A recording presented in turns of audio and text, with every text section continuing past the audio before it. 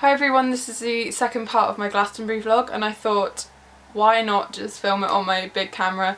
It's better quality than filming it on my phone, and I actually have a tripod for this so I can see myself rather than having to use the front camera, the selfie bit of my phone. Apologies if you can hear traffic. My new house has quite a loud road next to me, car right on cue.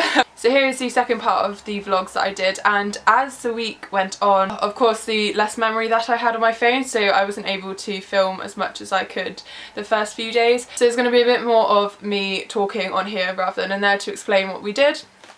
So it is Saturday the 27th of June and we are at the Pyramid Stage watching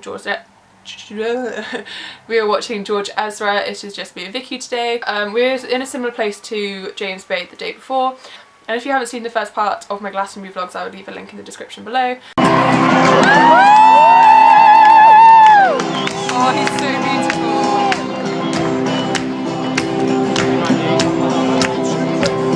Teeth again. Teeth again.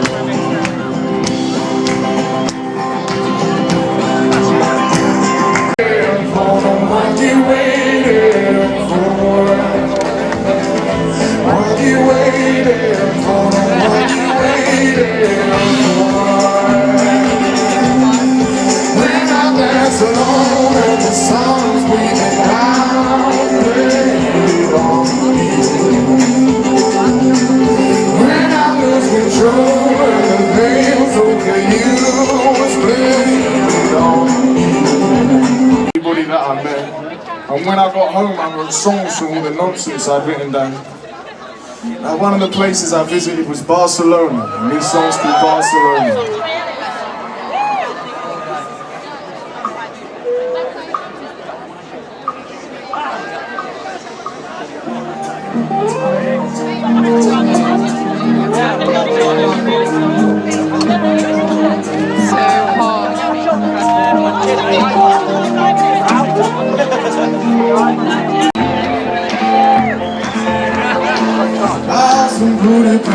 My hidden treasure chest, broken grand piano, my beautiful Castillo here. Lovely. My liquors of a land, I have a cheat. You may be hardly into stop and believe the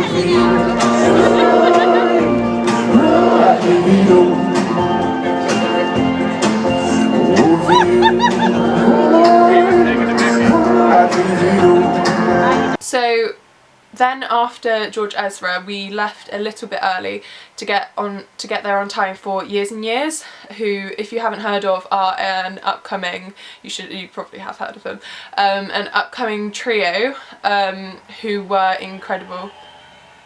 Thanks Moped. Who were incredible. Because we got there early, we got such an amazing spot, and so me and the main singer were nearly at eye level. I don't know how that happened, and we were so central, and the main singer's voice, I think they're the only band I've ever seen live where they sound better live than they do on the track, like on a CD or on iTunes, whatever. They were incredible.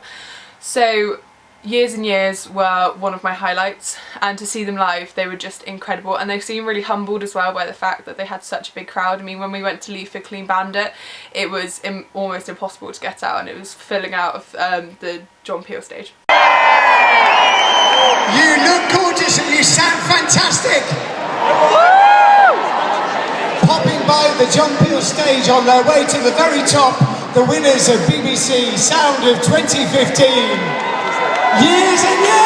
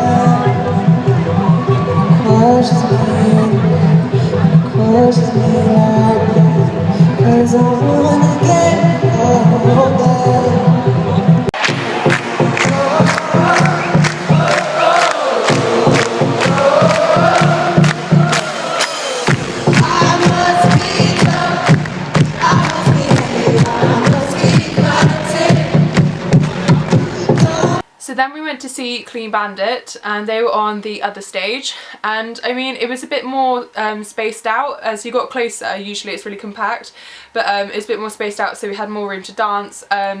They were really good. But I don't know, the people around us weren't really as into it, apart from one guy that was next to us who knew every lyric to every Clean Bandit song. Probably to every song, because even when they played other people's songs, he still knew all the words and he was absolutely loving it. But the other people around us, they weren't seem to enjoy it, and then you feel self-conscious because you feel like you're the only one really going for it. So they were good though, and it just seemed to get a bit dark and gloomy, which wasn't great.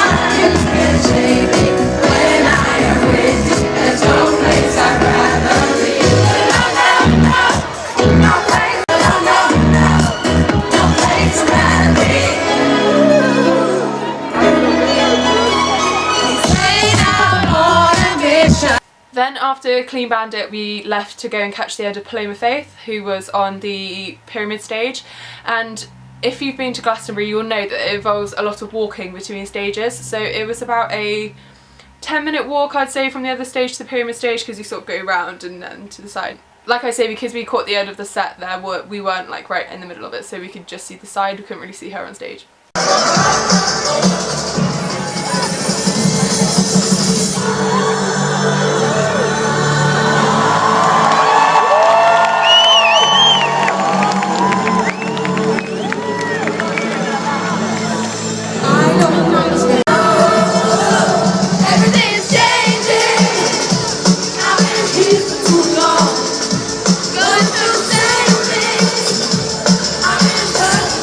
We went to the e-charging station, which is where you get, if you have a portable charger from EE, you can go and swap it every day for a fully charged one. So we went there, and then there was a charging bull, as they called it, with Wi-Fi as well, so we sat there for a bit.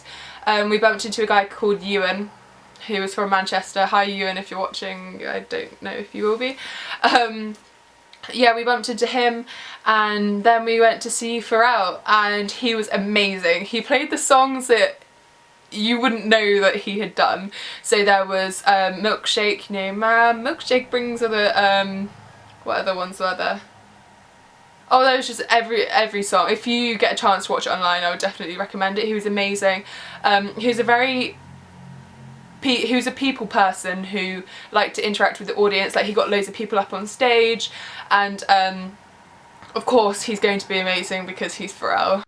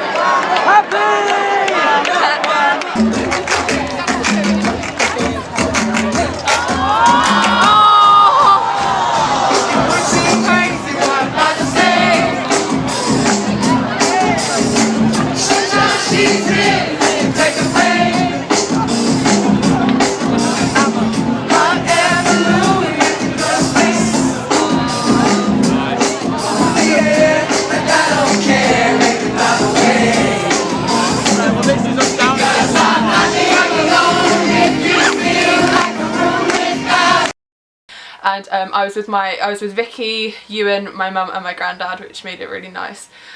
And then my granddad's friends arrived, called Jenny and her son Natty, and Natty was closer to our age than obviously his parents, well, it was quite obvious, but Natty was there just working with his mum, so he came with us to see Kanye. I mean, we all went to see it, so there was my mum, my granddad and Jenny, who stayed a bit further back, whereas me, Natty and Vicky went right into it.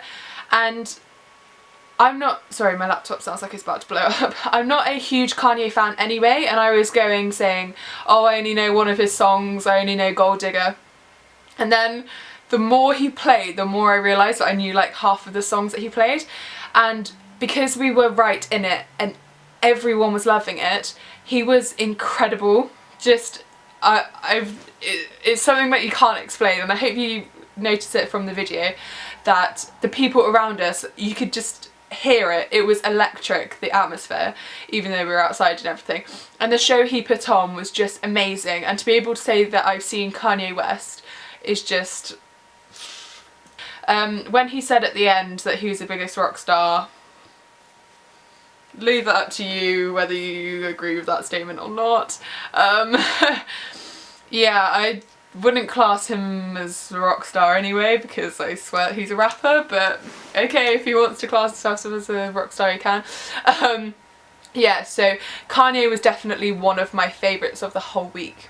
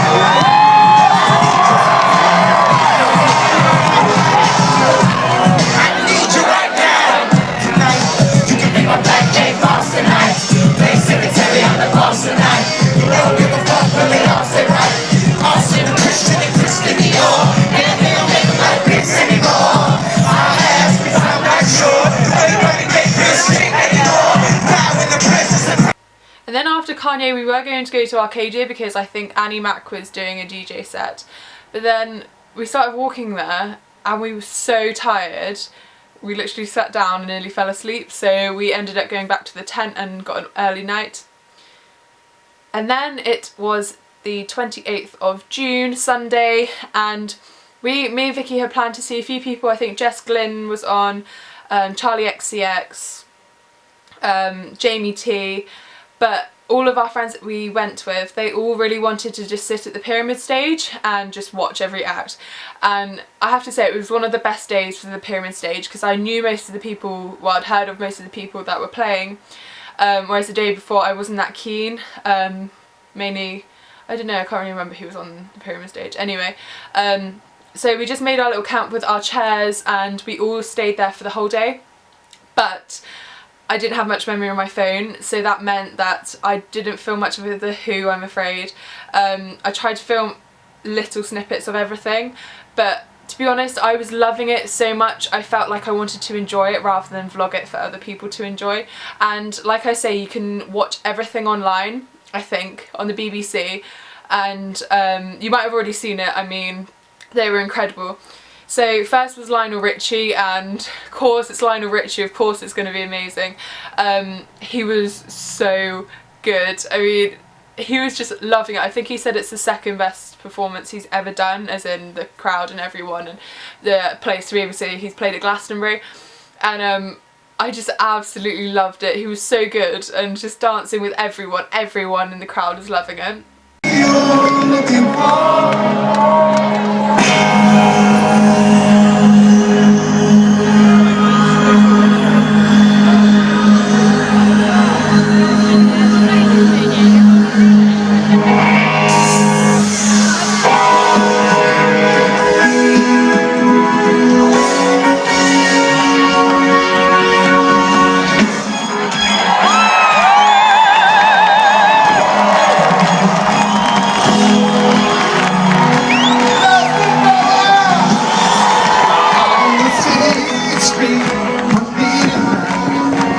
Then next was Alt J, and they were, I don't know, they were incredible.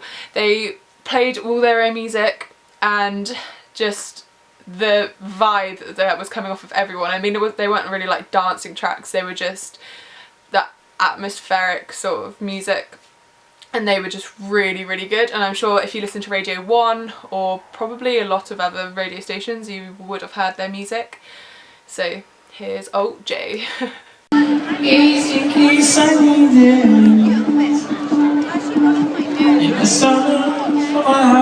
Alt J.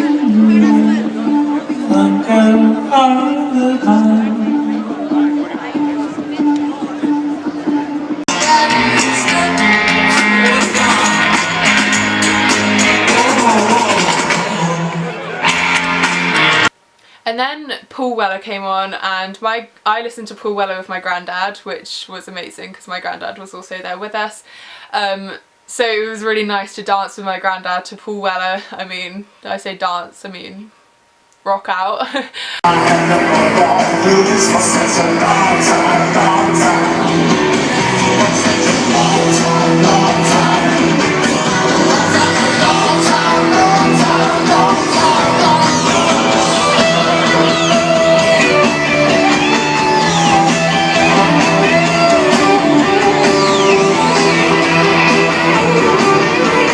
Then the one that we were all waiting for, The Who, came on, and they started with the CSI theme tune.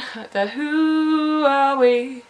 Bum bum bum bum do do do do do do. And it was amazing. Everyone was loving it. I mean, I was grooving on a camp chair, I think. And it was just amazing. Everyone around us was loving it. And I didn't record much, I'm afraid, because I was A, enjoying it too much, and B, I didn't have any memory on my phone, and C, I don't think I had much phone battery either. So those factors amounted to this much footage, I'm afraid. Send you home happy. Yay! We're so happy! Maybe a bit. Thank you for watching. I really hope you've enjoyed this 2-part vlog. If you did, please make sure you give it a big thumbs up and click subscribe for more weekly videos. I'd just like to thank everyone that made my Glastonbury week so amazing. Whether you attended it and didn't know me, thank you, because I had an amazing time. And if you're there with me, my mum, Vicky, Mesky Blogs, Amy, Sean, Pete, Annie and Ewan for some of it. Oh, and my granddad and Jenny and Natty. Thank you so much. I had such an amazing time.